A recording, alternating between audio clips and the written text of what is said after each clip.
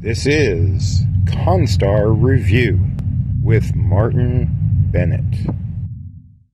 We have another Constar review.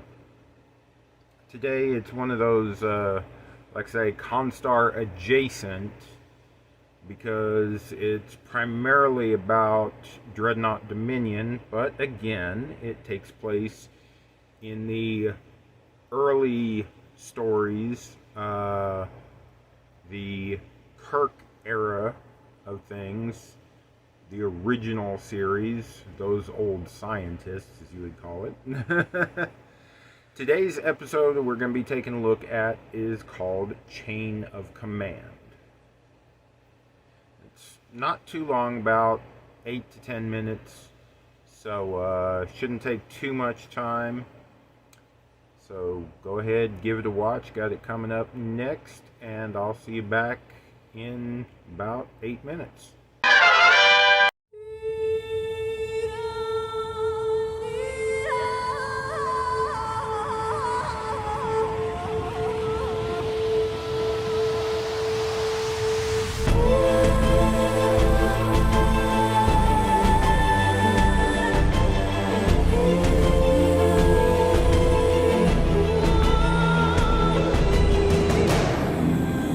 Personal log. Lieutenant Commander Amy Dupont reporting. Commander, nice to Captain see you. Broussard? Like a relative of a Drell? You're kidding me. It's really something to look into history through those lenses. You know, it starts to put things into a strange perspective. I'll admit, I always thought a Drell would be in the network. The captain seems to trust him more. It's funny how things end up.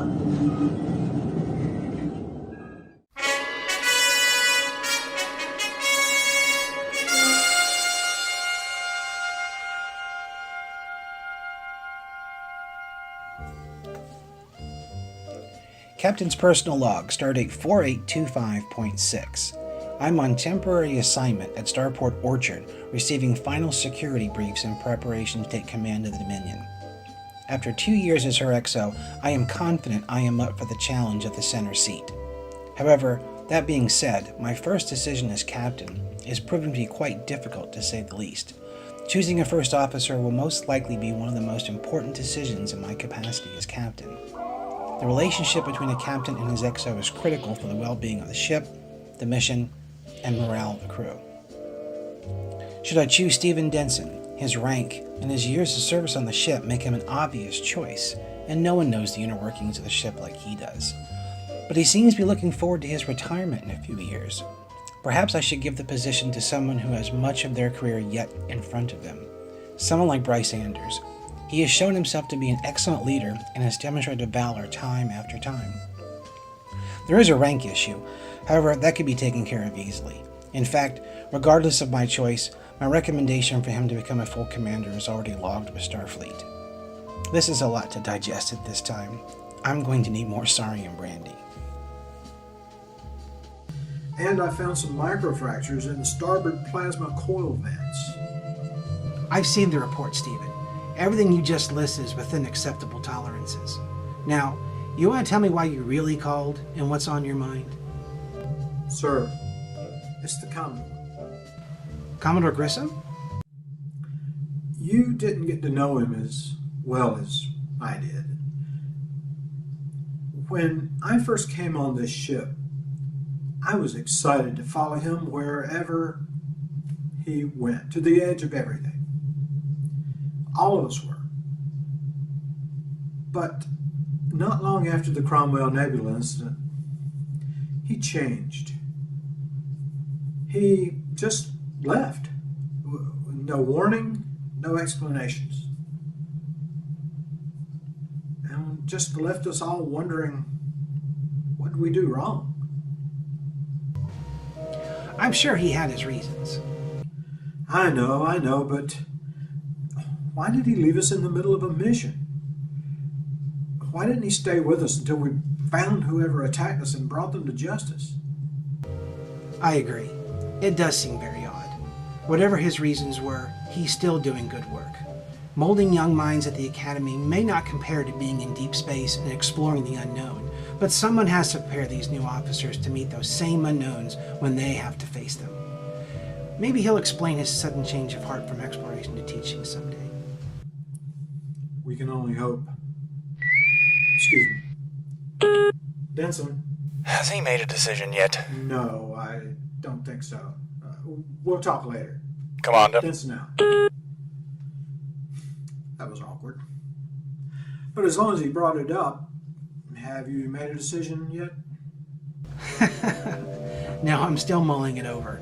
And even though I'm in a relaxed setting and my Sarium brandy is handy, it's not making it any easier to decide. Rest assured, Stephen, when I come to my final determination, you'll be the first to know. Fair enough. Russo out.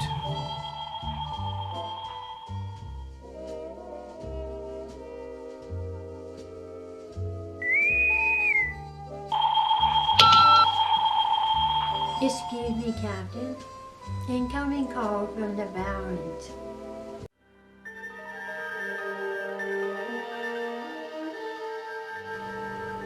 Rousseau here.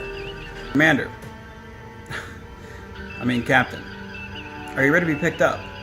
We're still scheduled to rendezvous with the Dominion at 0700 hours. Yes, I suppose it's that time, isn't it?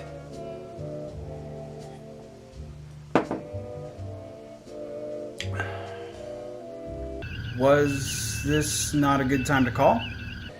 No worries. I just have a lot on my mind.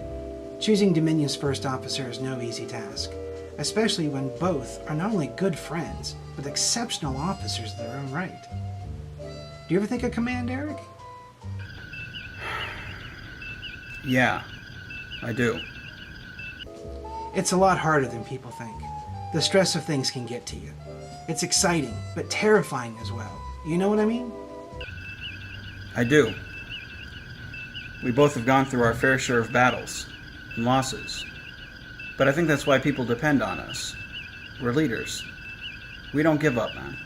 See, I know you get it. Commodore Grissom passed on a legacy when he recommended me for command of the Dominion. You know, Jason, my shift ends in a half hour. Why don't you stay put, and we can toast that legacy together before we head out. Hey, now that sounds like a plan. Tell Jack he's welcome to join. I don't think he'd have it any other way. Menard out.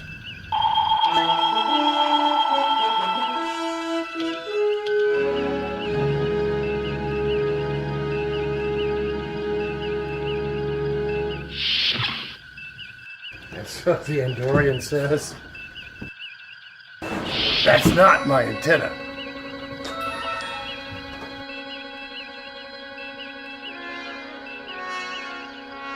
Come on, man. Let's go. You guys off to cause trouble again? Yeah. Be safe.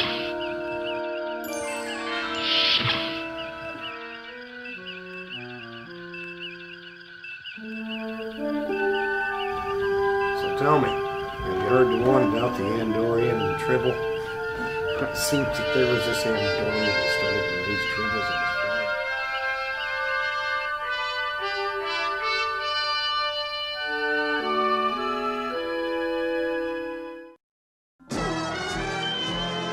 Alright, well, hope y'all have enjoyed the episode, had a chance to watch it.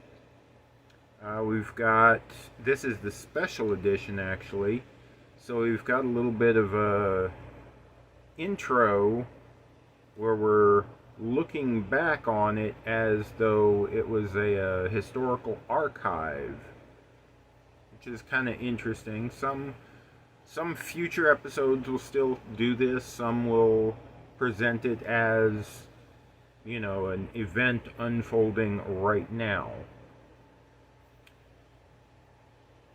Kind of interesting, like I say. I mean, we don't get a hint of why, per se, this was a historical archive that was being looked back upon, but, you know, kind of makes you wonder, you know, if it has a larger impact on a future event. We've got Captain Brousseau, or now he's captain because he's captain of the Dominion, getting ready for his assignment and everything. We saw a couple episodes back of Constar Review where the Dominion was still under repairs, getting refits, stuff like that. So this is nearing the end of that repair and refit cycle. We have the Valiant being the ship that is going to take Brousseau to the Dominion, which is interesting. Like I said, we've got a whole bunch of connections to the future Constar universe. Some of them I will go ahead and drop mentions of now, which would be pay attention to the name of the space station that they're picking him up from. Starport Orchard. This will come back later on, but this is the location of one of the fleet museums. I say one of them because, as we know in Star Trek Picard Season 3, the main fleet museum, which holds the Enterprises that have evaded destruction, is at Athlon Prime. Now, like I say, just pay attention to Starport Orchard. You'll be hearing it later on. We've got Brousseau still trying to figure out who he's going to have as his first officer. We've got great interaction between him and all the other crew and everybody that's going on to pick him up. Alright, here's where I get a little constructive criticism, like I say. In the scenes where Brousseau is talking to Denson, I found it a little bit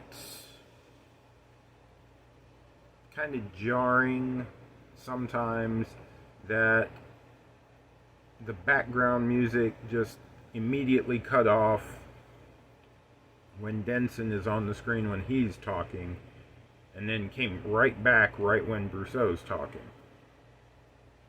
You know, a little bit more,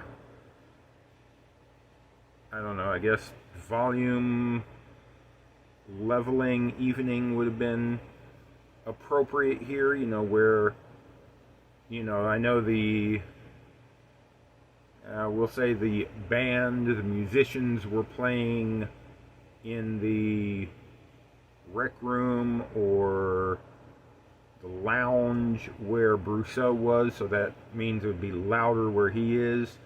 And then I think, you know, if they made it just a little bit lower, a little bit softer, like it's coming through, you know, how you can hear somebody's radio on the phone. When you're calling somebody on the phone, you can hear the radio playing in the background and what's going on, just not as much as they can because it's being transmitted. I think that would have made that transition just a little bit better. That's just me. You know, it's nothing really major or bad, you know, it's just a little tweak that, you know, could have made it a little bit better flowing. Also, in the audio, there was, in my opinion, again, take these for what they are, they're just my opinions. When we're seeing the Doctor in the last scenes on the Valiant, you know, telling his Andorian and Tribble joke, the background music seems to swell a little too early on and drown out some of what's being said too early on, in my opinion. Again, these are just my opinions.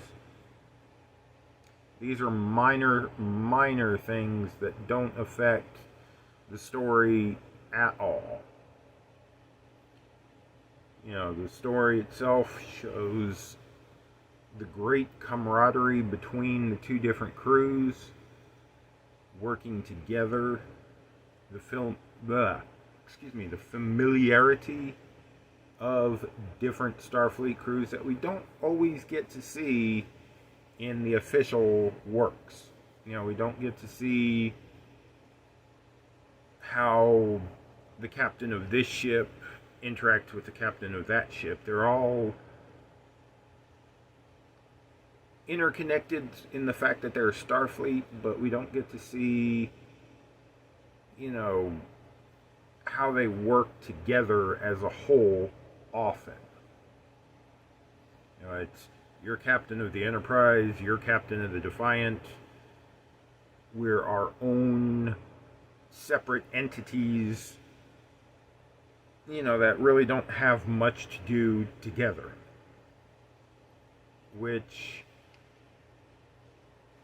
I think is something that the official Star Trek is lacking. Some of it now is showing how different captains of different ships interact. We see a little bit of that in Strange New Worlds with Pike.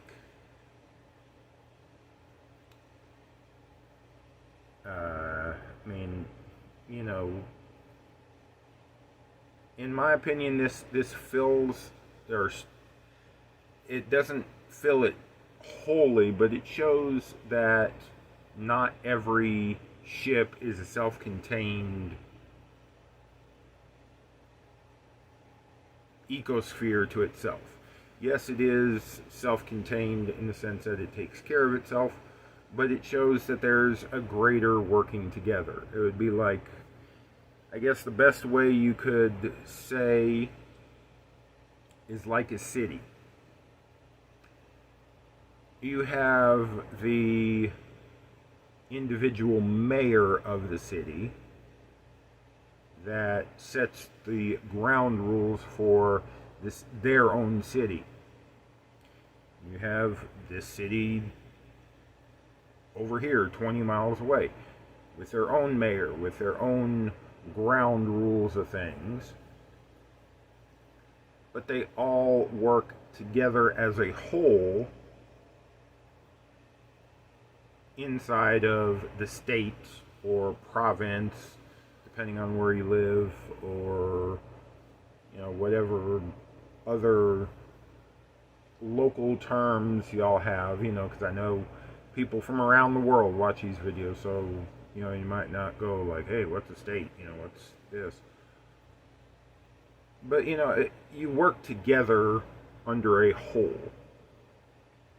So that's what I like seeing, is that yes, we all have our favorites, we all have our favorite crews, favorite characters, stuff like that, but they rarely get to work together. And this shows that working together. Alright, well, those are my thoughts on it. What are yours? Tell me in the comments down below, and we'll see you next time for another Constar review. Bye.